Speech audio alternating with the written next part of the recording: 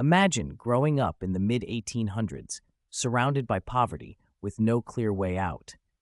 Now imagine transforming that life into one of the greatest fortunes in history. This is the story of Andrew Carnegie, the man who rose from nothing to become the Steel King of America and one of the most generous philanthropists the world has ever seen.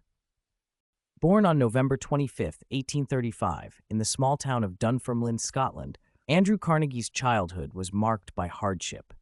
His father, a hand-loom weaver, struggled to make a living as the Industrial Revolution swept through Europe, replacing skilled laborers with machines.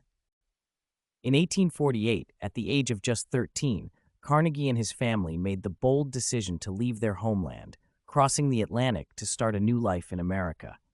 They settled in Allegheny, Pennsylvania, in a tiny home with barely enough to eat.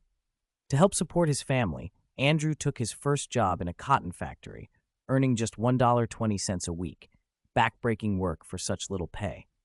But Carnegie was determined to improve his lot in life. At 16, he landed a job as a telegraph messenger boy. This was his big break, even if it didn't seem like much at the time. Running across the streets of Pittsburgh, delivering messages, Carnegie seized every chance to learn. He memorized names, faces, and routes, any small detail that could give him an edge. His talent didn't go unnoticed.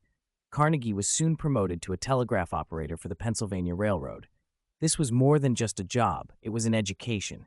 He befriended the company's top executives, soaking up knowledge about business, management, and, most importantly, railroads. During this time, Carnegie began making investments, starting small but always thinking big. His first smart move? Investing in sleeping cars for trains, which became wildly successful. By the time he was in his 20s, Carnegie was already well on his way to financial success. But Andrew Carnegie wasn't satisfied with just doing well. He wanted to dominate an industry, and that industry was steel. By the 1870s, Carnegie had moved into the steel business, founding the Carnegie Steel Company. Using innovative techniques like the Bessemer process, he revolutionized steel production, making it faster, cheaper, and more efficient than ever before. Steel became the backbone of the American economy, used in railroads, bridges, skyscrapers, and ships. And Carnegie was at the center of it all, making a fortune that would be equivalent to over $300 billion today. By 1901, Carnegie's empire was so vast that he decided to sell his steel company to J.P. Morgan for $480 million, the largest business transaction in history at the time. Overnight, Andrew Carnegie became one of the wealthiest men in the world. But what makes Carnegie's story truly remarkable isn't just his rise to wealth. It's what he did with it. Carnegie believed that the man who dies rich dies disgraced. In the final chapter of his life, Carnegie dedicated himself to giving away his fortune. Over the next 2 decades, he donated more than $350 million, funding thousands of libraries, universities, and research institutions.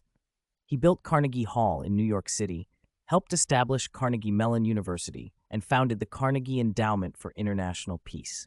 His most famous legacy? Libraries.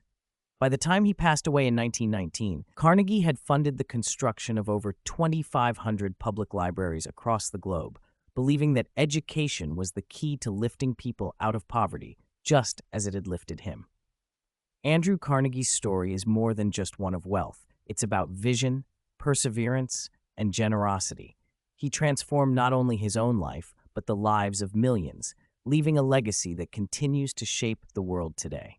From the factories of Pittsburgh to the grand halls of philanthropy, Andrew Carnegie's journey reminds us that success is not just measured by what we accumulate, but by what we give back.